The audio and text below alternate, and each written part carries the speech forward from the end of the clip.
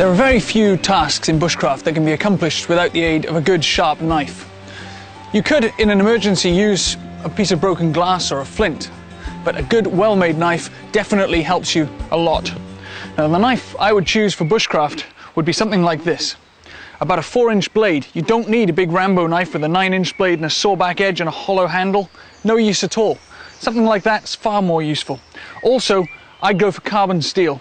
Now, carbon steel, although it will rust if you get it wet, it definitely holds a better edge and it's much easier to sharpen, so that's a really good plus point. A good solid handle. Wood is nice.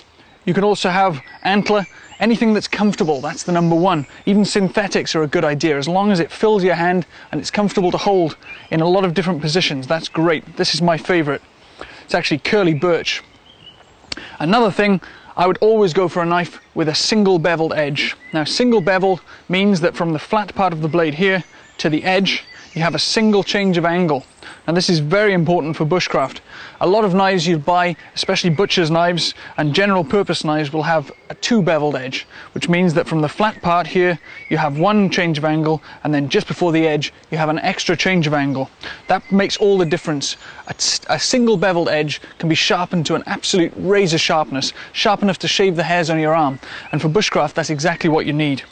Another thing that's really important is to have a good case. So the knife you choose should always come with a very good case. It can be made of leather, plastic, even wood, as long as it does the job of keeping your knife safe. If the case isn't up to the job, it could come through and you could injure yourself. So always make sure, as well as checking the knife over, have a really good look at the case and see that it's up to the job. Right, now using the knife. There are several ways that we'll use a knife, but we're just going to look at a few to begin with. Now, these are the very basics. What I want to do is make a point on this stick. So treating the stick as if it's a tent peg, what I'd like to do is make a point. So I'll take my knife and I'll hold it in this very firm fist grip, and I keep my arm almost locked out. Now, the reason I do that is because I don't want this to move. This arm stays where it is, so the knife stays in exactly this position.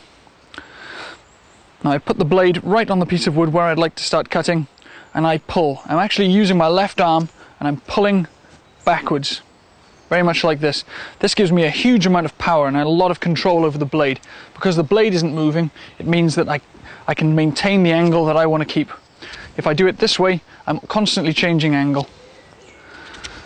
Another point about carving, jarring the elbow like this, is it can cause you to have tennis elbow. Something I did to myself years ago before anyone showed me a better way of doing it. So save yourself a lot of pain and carve this way.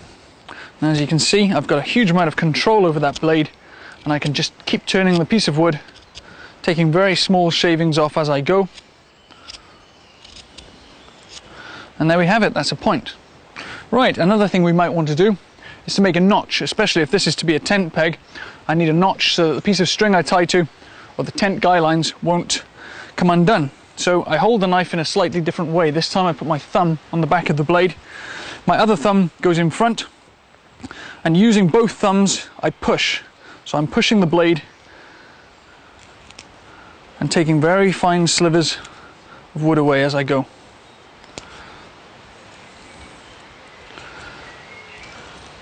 You notice that every time I cut, I'm cutting away from myself. At no time will you see me cutting in the direction of my hand.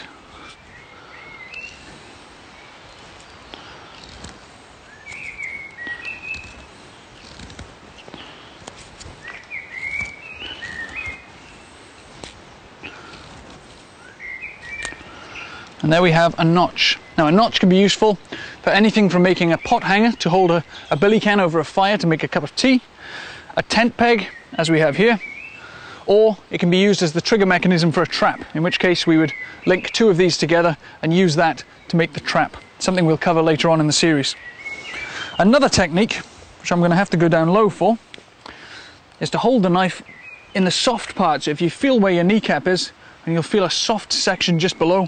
If you put the back of your knife into that soft section, then it gives you a lot of control. You can actually use that knife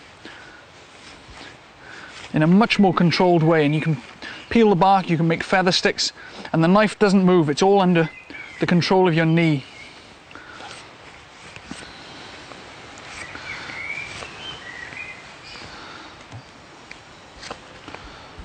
There you go.